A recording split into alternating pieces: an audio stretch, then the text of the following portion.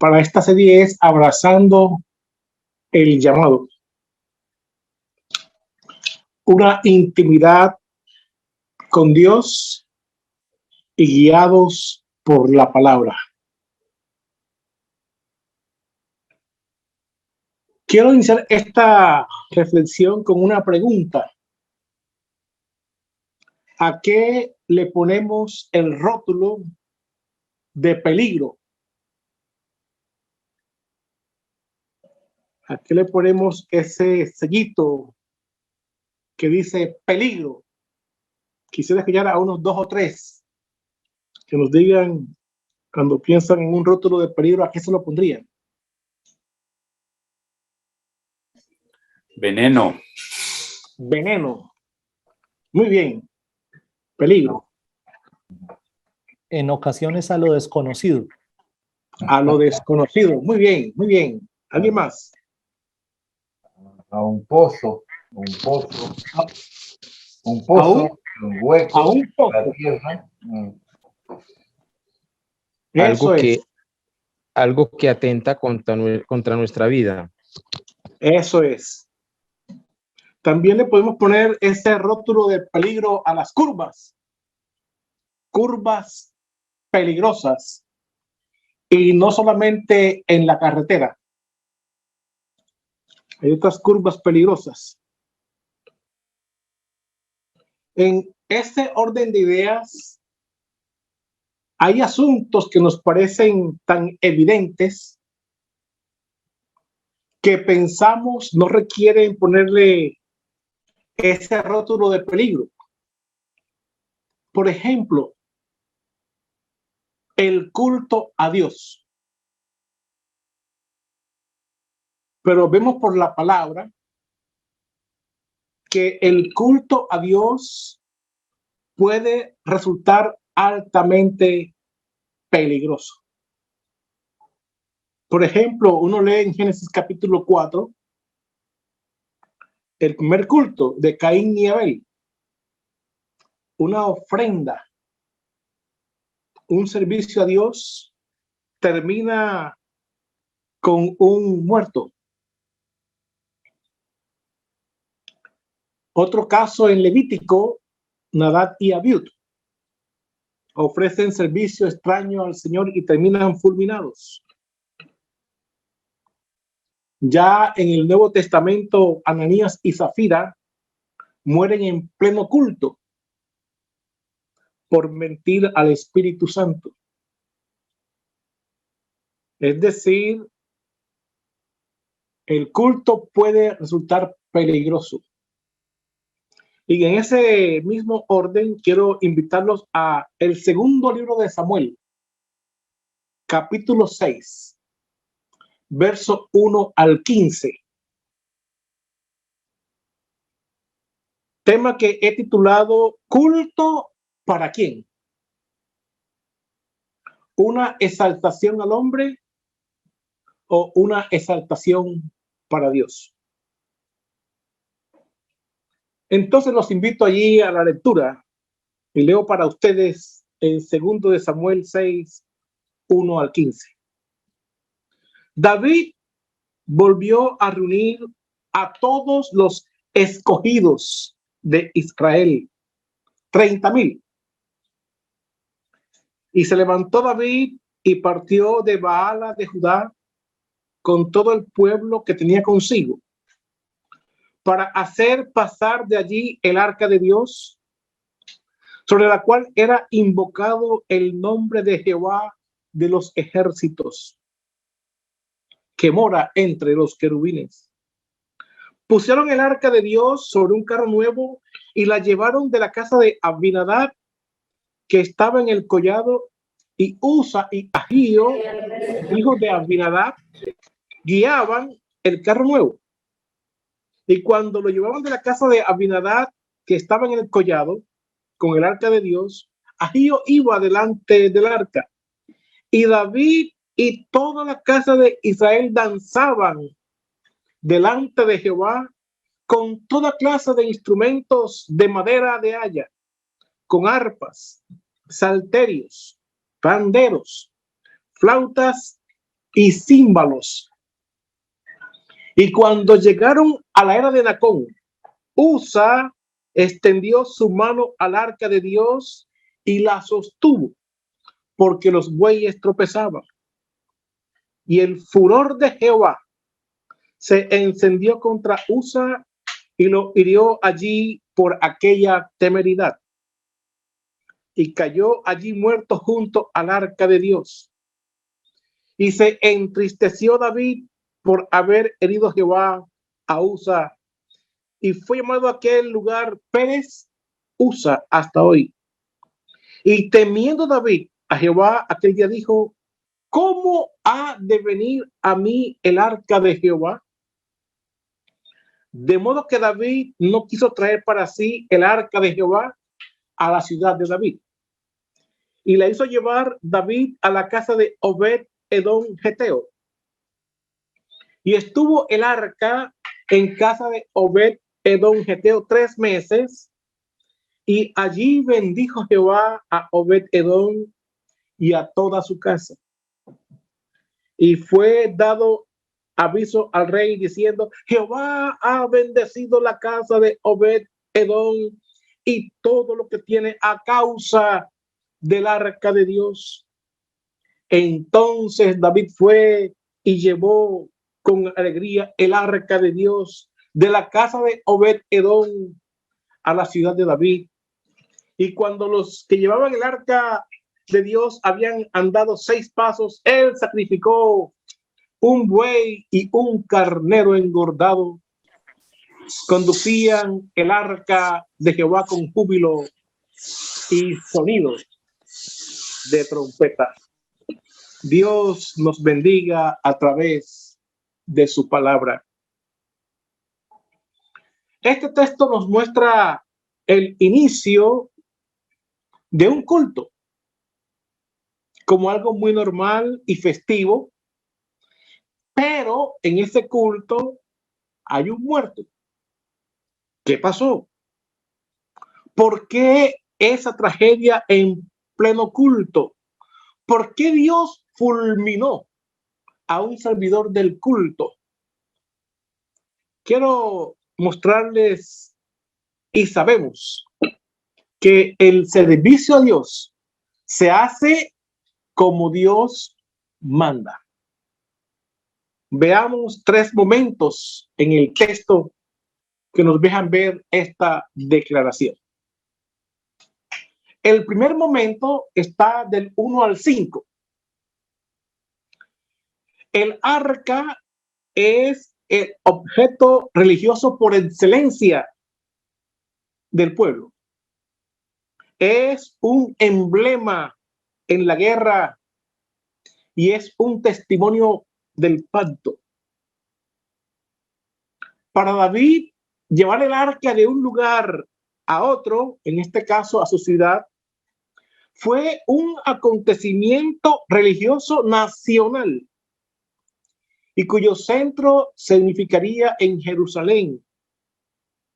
¿Cómo llevó David este emblema religioso? Dice el versículo 1 que lo llevó en medio de 30,000 escogidos para la guerra, es decir, una campaña militar. El verso 3 nos dice que la llevaba en un carro nuevo. Y el verso 5 dice que iba a sonido de orquesta con toda clase de instrumentos. Así se lleva el arca. ¿No serían las pretensiones de un rey victorioso? Todo va bien, todo es fiesta, hasta que un servidor muere en pleno culto. ¿Por qué? El arca es llevada como un emblema militar. Un ejército de 30,000 escogidos para la guerra, para custodiar a Dios. ¿O es una exhibición del arca como un emblema de éxitos militares. Resulta irónico que el que los defiende ahora es custodiado. ¿Dónde están los levitas? Un carro nuevo. ¿Estará copiando modelos paganos? Los filisteos en un momento mandaron el arca sobre bueyes. En su ignorancia hicieron lo mejor para devolver el arca al pueblo de Dios. Pero David es el ungido de Dios y no está en lugar de ellos. ¿Dónde están los levitas?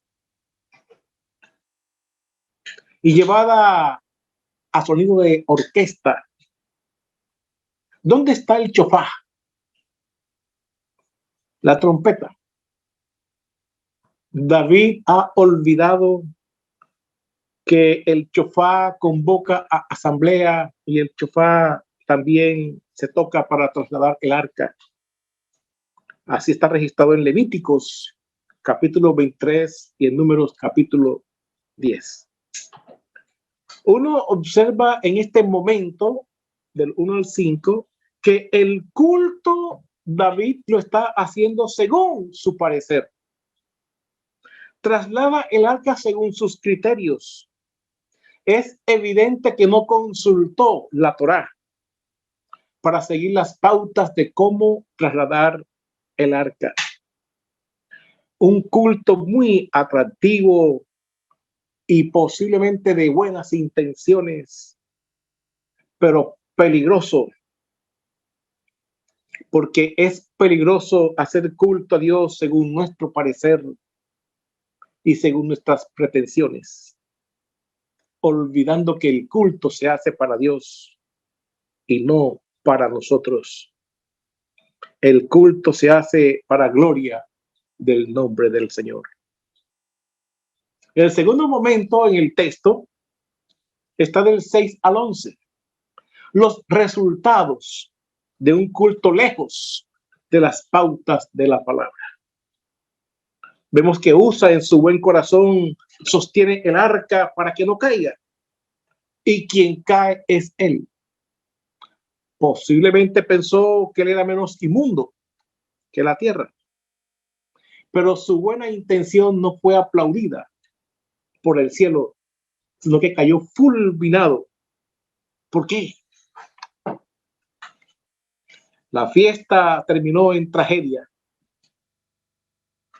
El organizador del culto, dicen algunas versiones, que se entristeció por lo que Dios había hecho con Usa. Pero la palabra hebrea que aparece allí en ese texto es la misma palabra que se utiliza para describir la ira de Dios, el furor de Dios contra Usa. Y lo que el texto está diciendo es que David se enfureció con el mismo furor con que Dios se enfureció contra Usa. David está airado por lo que Dios le hizo a Usa, al bien intencionado Usa. Aquí vemos a David en una montaña rusa de emociones. Del gozo pasa a la ira, de la ira pasa después al temor, y ese temor que siente después lo invita a llevar el arca a otro lugar y la envía a la casa de un tal Obed Edom Geteo. Decisión que uno puede pensar tuvo el fin de sacar el arca de en medio de ellos para no tener más muertos, o una estrategia militar. Veamos algunos detalles de esta observación.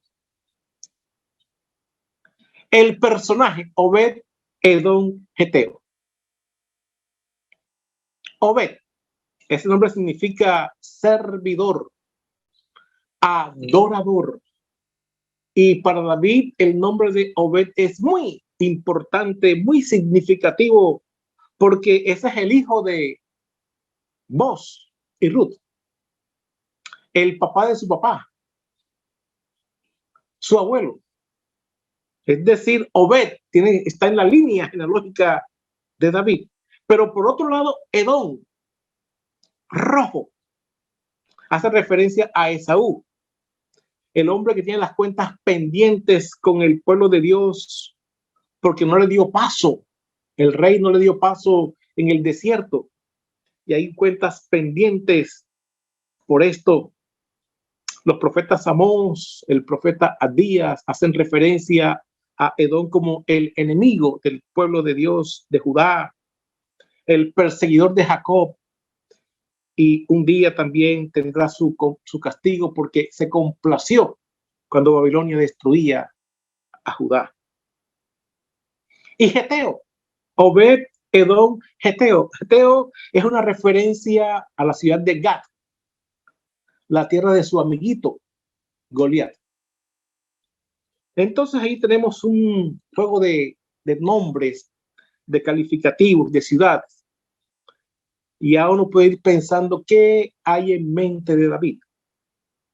Otro punto importante en esta historia es que en el primer libro de Samuel, del capítulo 4 hasta el capítulo 6, nos muestra que el arca de Dios fue secuestrada por los filisteos en un combate en que murieron los hijos de Elí, Ofni y Fines. Y llevan el arca a su tierra como una conquista de haber derrotado al pueblo de Judá. Ese día murieron 30,000 soldados. 30,000 soldados. Dato muy interesante. David ahora va con el arca con 30,000 escogidos para la guerra. Ese arca es llevada a Asdod y puesta en el templo de Dagón. Allí al día siguiente Dagón aparece postrado delante del arca. Los filisteos hacen los ajustes y colocan otra vez el arca y ahí delante de su dios Dagón. Y al día siguiente aparece Dagón sin cabeza y sin manos y los filisteos llenos de tumores y deciden enviar el arca a Gat, a la ciudad de este amiguito de David, Goliat. Y también allá salen tumores a los habitantes. Estos la mandan a Ecrón. Y allá, esos dicen, la mandaron acá el arca porque nos quieren acabar, nos quieren matar. Así que hagamos algo, demos este arca a los judíos para detener esta mortandad. Y allí están los preparativos de que envían el arca en carros nuevos, en bueyes, con ofrendas de oro. Y estos dicen allá al enviar el arca, es posible que esto sea un invento nuestro, pero si estas vacas cogen el camino de Bet-Semes, entonces entenderemos que esto viene de parte del Dios de ellos. Y ese día envían el arca, pero antes de eso hay 50,000 muertos en Bet-Semes porque habían mirado el arca. Y ellos preguntan, ¿quién puede estar delante de un Dios airado? ¿Quién puede estar delante de un Dios santo? Entonces, Obed Edom Geteo es un servidor filisteo. ¿Por qué envió David el arca a la casa de este hombre? Uno podría pensar, si Dios fulminó a Usa, que era uno de los nuestros, que se atengan los enemigos. Este hombre, conforme al corazón de Dios, está actuando con mucha malicia, poniendo en peligro de muerte la casa de Obed Edom. Pero lo que ocurre es que Dios bendice a este hombre y a su casa. Qué bueno recordar, y lo sabemos, que Dios no actúa bajo nuestras pretensiones. Dios es inmanipulable. Dios es soberano. Y aquí tenemos dos reflexiones muy precisas. Y es que la causa de la bendición en la casa de Obed-Edom geteo no es la fe de este hombre, es la presencia misericordiosa de Dios. Y por otro lado, confirmamos que la ira del hombre no obra la justicia de Dios. Usa fue fulminado por su propio pecado. Violó la palabra del pacto, tocó el arca, pero estaban dadas las condiciones para que esto ocurriese, porque son los hijos de Leví los llamados a llevar el arca.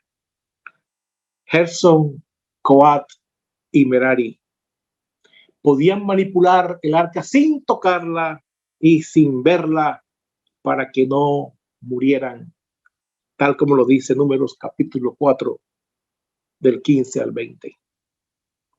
Nunca toques el arca. El día que la toques, ciertamente morirás. Leyendo esto, recordaba que en algún lugar había una estación de energía que generaba 120,000 kilovatios amperios. Estaba bien cercada, todas las medidas preventivas, las medidas de peligro. No pase, la calavera indicando peligro de muerte. Pero con el paso del tiempo, estos letreros palidecen y se borran. Pero allí estaba la estación. 120,000 kilovatios. Un niño estaba jugando cerca de este lugar y el balón se le fue. Y él pasó el cerco y sin querer rozó un transformador. Ustedes se imaginarán qué pasó. Que no tuviese letrero de peligro, de muerte, y que él la haya tocado de manera muy inocente, no le quitan los 120,000 kilovoltios de amperio.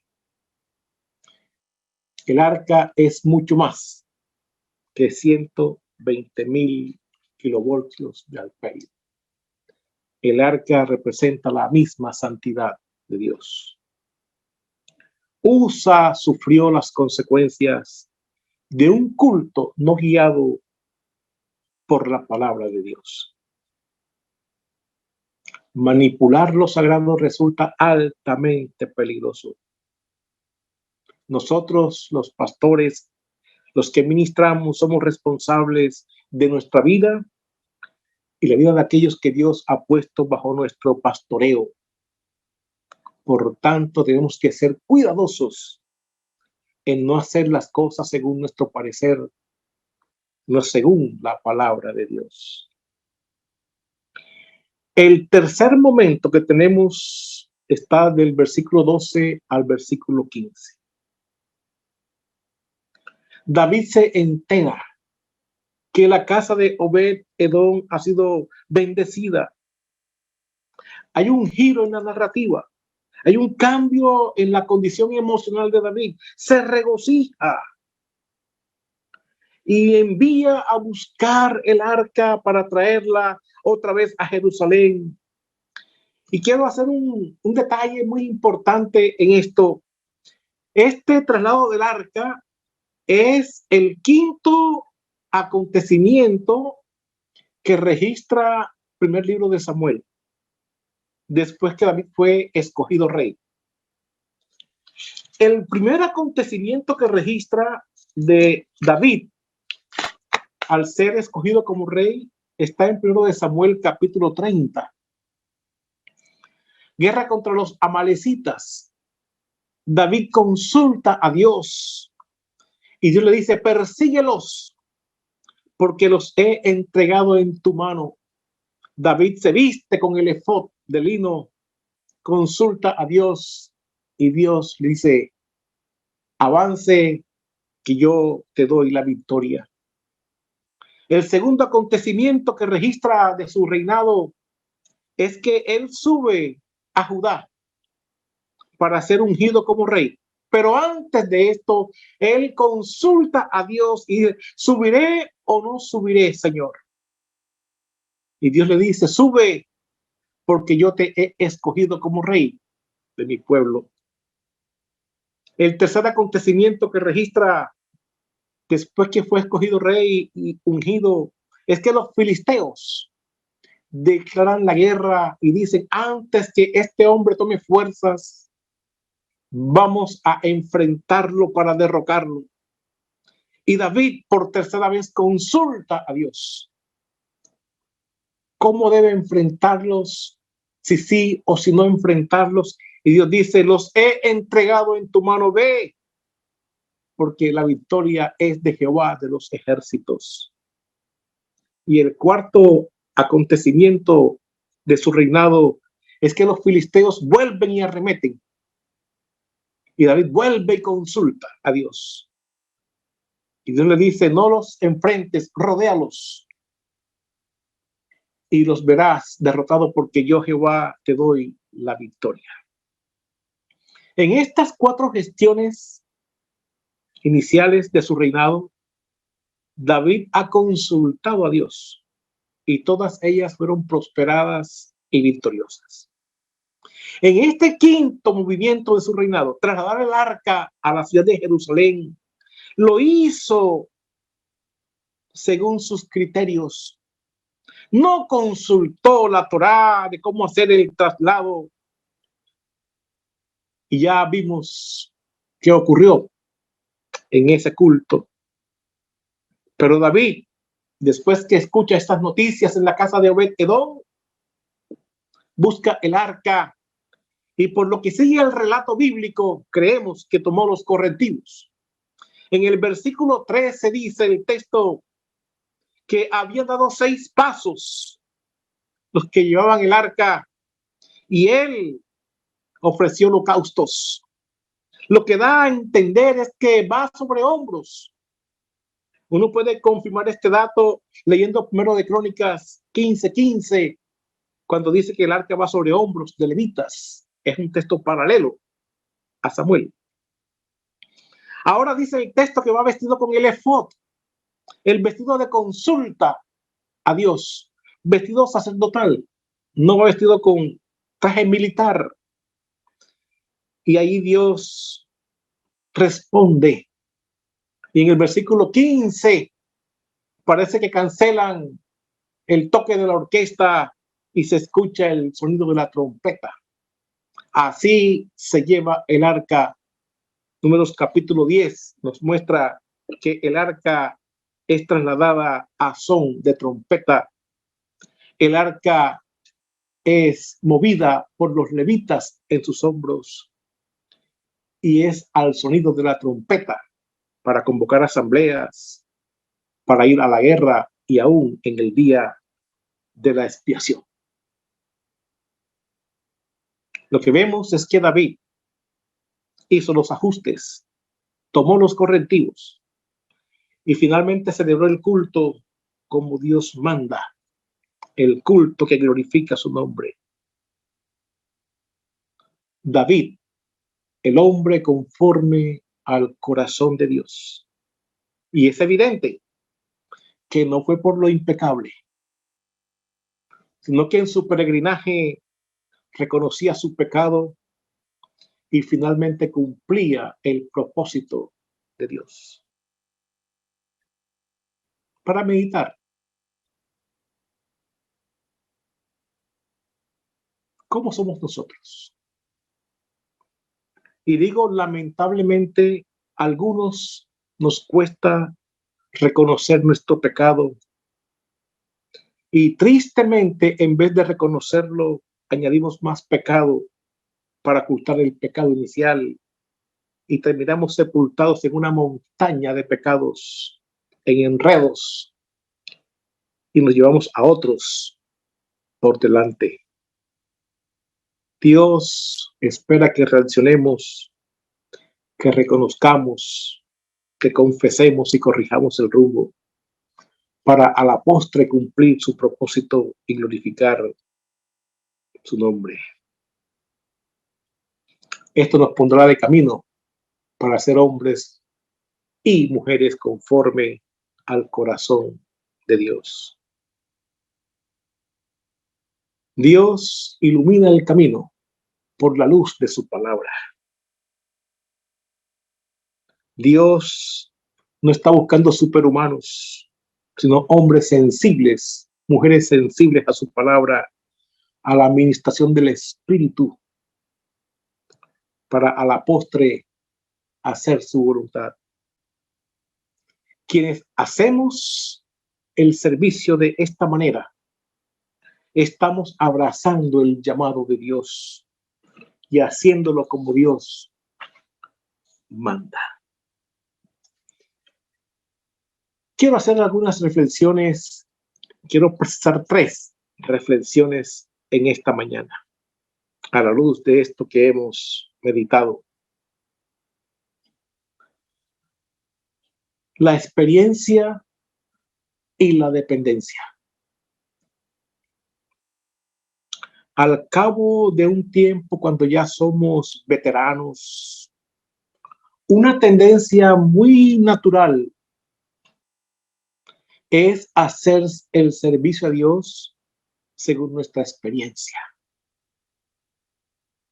Es un peligro ser un profesional del ministerio donde la veteranía reemplaza la intimidad con Dios. Tener mucho cuidado cuando lo común, cuando lo sagrado, se nos vuelve común. Esto nos muestra el texto lo peligroso que puede resultar. Cuidado. Recordemos al Moisés temeroso y escurridizo que no sabía hablar, pero dependiente. En un momento de su liderazgo, terminó desechando la voz de Dios e hizo las cosas según su experiencia con el manejo de la vara. Y eso le costó la entrada a la tierra prometida. Yo sé y sabemos que una cosa es predicar buscando a Dios en oración. Y otra cosa es predicar buscando en nuestros archivos. Un pastor de nuestra misión llamado Juan González, siervo fiel del Señor, en algún momento de su ministerio, avanzó a cierto nivel y dijo: Señor, ya tengo experiencia. Tengo una colección de sermones que he predicado en muchos lugares. Ya soy un veterano.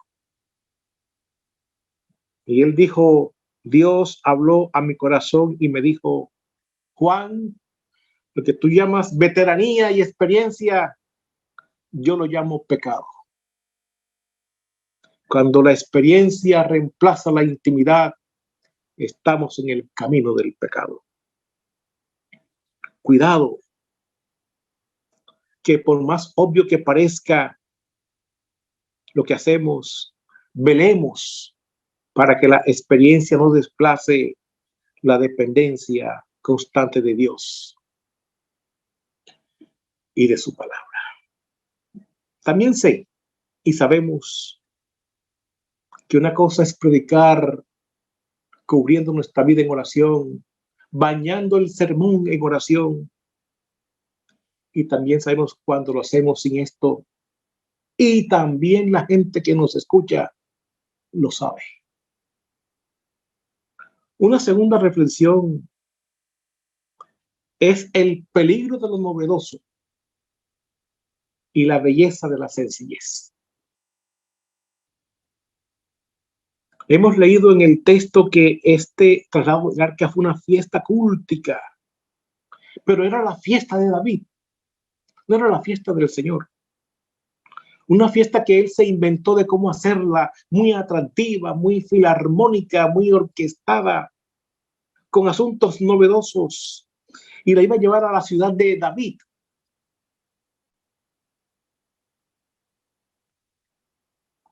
Uno puede observar hoy, y es lamentable que en el panorama eclesial hay muchos cultos girando en torno a las pretensiones de un líder,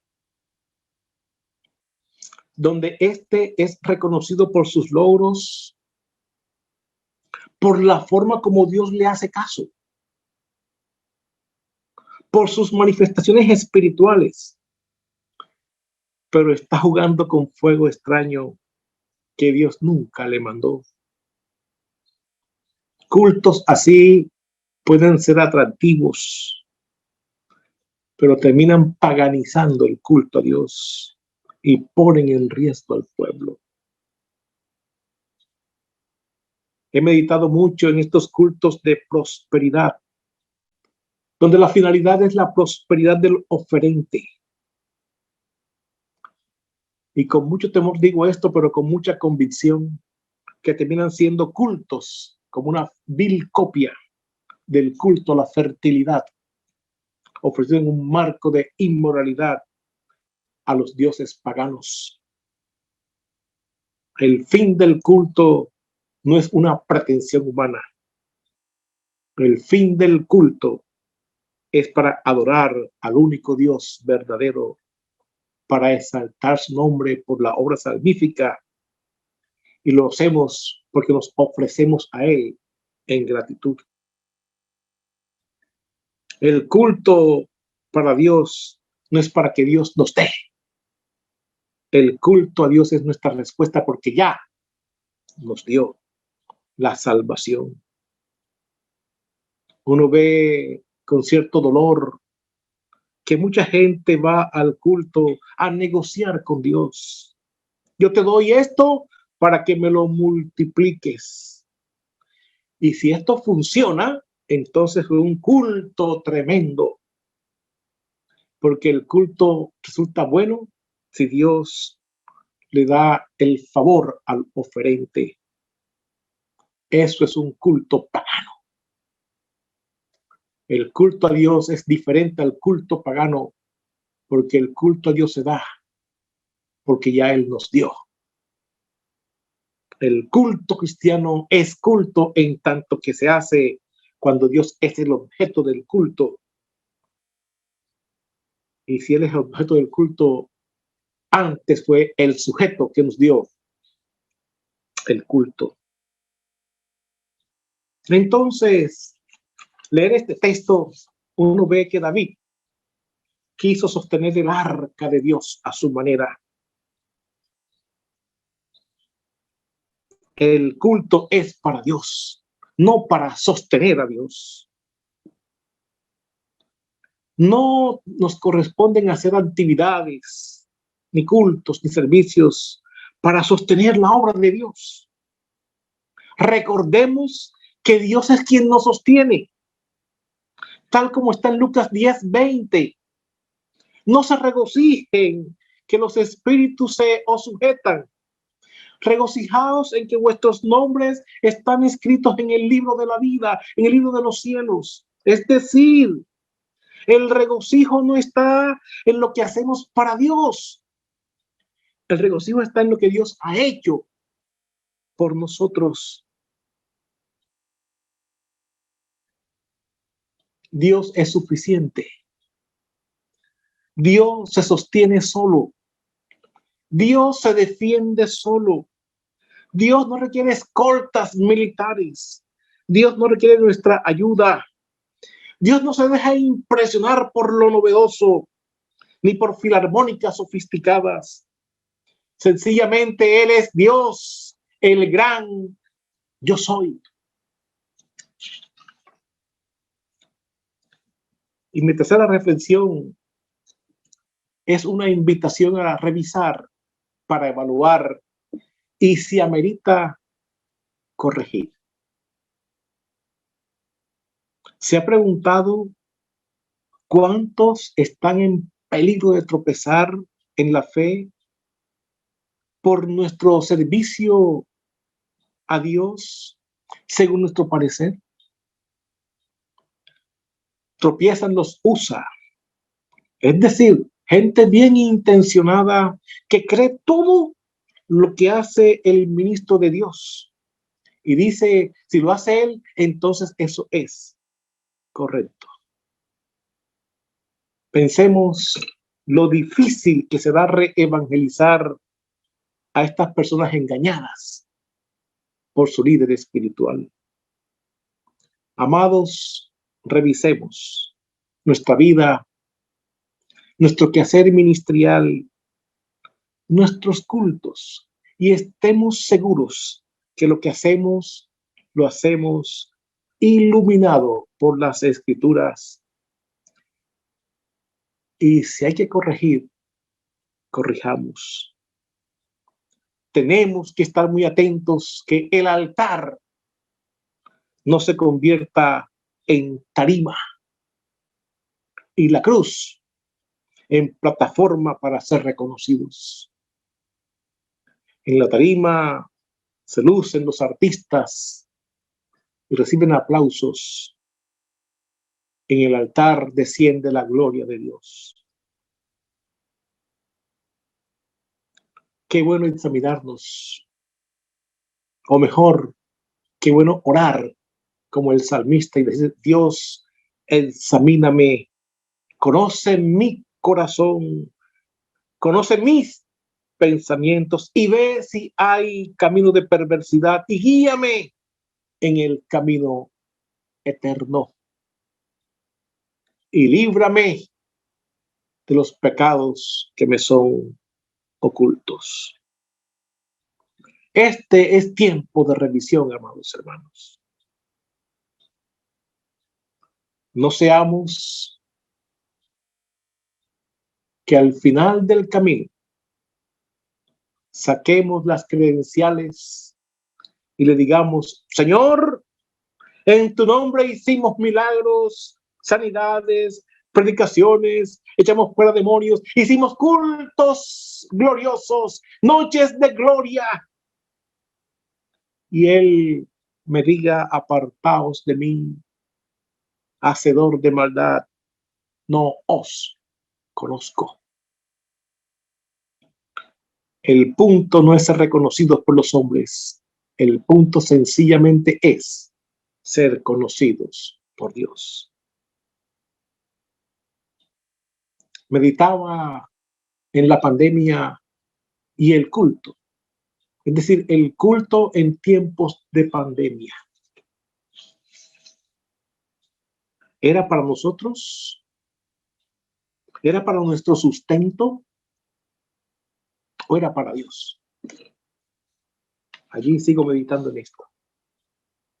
Finalmente, bienaventurados los que ministran a Dios según las pautas de la palabra y no hacen del servicio a Dios y no hacen del culto a Dios un show personal. Que Dios tenga misericordia de nosotros y nos bendiga. Amén. Padre, aquí estamos cual frágiles somos. Tú has dicho que nuestro corazón es perverso más que todas las cosas. Examíname, Señor, y ve si en mí hay camino de maldad. Y me ayudes a corregir. A veces la línea es muy fina